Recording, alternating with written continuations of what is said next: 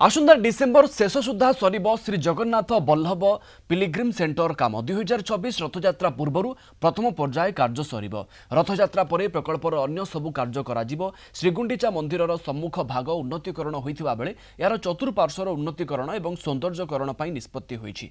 आगामी दिन में गुंडीचा मंदिर को प्रवेश नहीं टिकेट व्यवस्था करा पुरी बड़दाण्ड स्थित नीलाद्रि भक्त निवास गजपति महाराज दिव्यसिंह देव अध्यक्षतार प्रकल्प सांस्कृतिक और वैषयिक सब कमिटर जुग्म बैठक अनुष्ठित होईछि। एथिरे श्रीमंदिर मुख्य प्रशासक अरविंद पाढ़ी, पुरी जिलापाल दिव्यज्योति परिड़ा, डॉक्टर गिरीश चंद्र मुर्मू प्रमुख उपस्थित थिले। सेवक मानक पिलांकु उत्तम शिक्षा प्रदान पाई माटी तोटारे आदर्श गुरुकुल निर्माण हेबो। एने थिबा जमी जमा विवादर समाधान जिलापाल करिवे। श्री जगन्नाथ धाम को एक श्रेष्ठ धार्मिक और सांस्कृतिक स्थल में परिणत करबा पई बैठक में आलोचना होइथिला।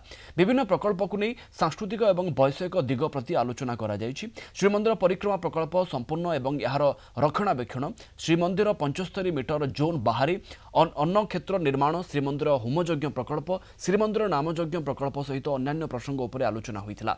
श्रीमंदिर ऐतिह्य आलोकीकरण प्रकल्प को अनुमोदन करा जायछि। नीलाद्रि भक्त निवास पछरे थिबा स्थान रे एक नुआ भक्त निवास स्थापना हेबो। श्रीमंदिर भितरे पुलिस एवं श्रीमंदिर कर्मचारी एवं सेवायतों पई मोबाइल व्यवहार उपर कटकणा लागू हेबो। दुईटी गुरुत्वपूर्ण सब कमिटीर जुग्म बैठक अनुष्ठित होता। प्रकल्प सांस्कृतिक सब कमिटी एवं प्रकल्प वैषयिक सब कमिटी जो थे कि समस्त सदस्य माने उपस्थित थिले।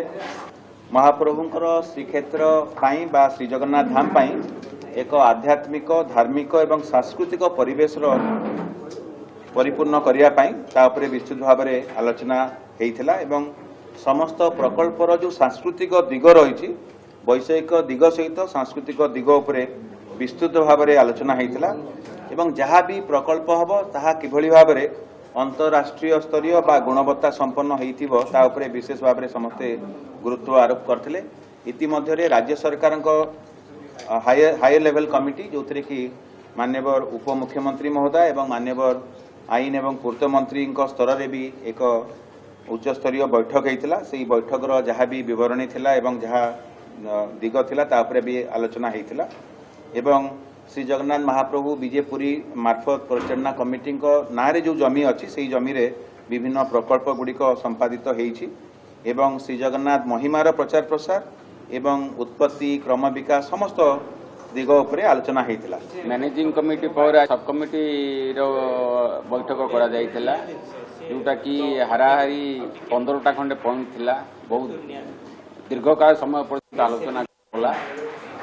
जो प्रकल्प गुड़िक माने संपूर्ण न होईछि ताको त्वरान्वित करिकरी किभली भाव में संपन्न करा दियो से बाबद समते गुरुत्व देले एवं शीघ्र समाधान क्षेत्र में समते एकमत कले एवं जो जहाँ असुविधा सुविधा हुए ता सब केमिति यथाशीघ्र ताको कार्यक्रम करा दियो से बाबद समते एग्री हेले।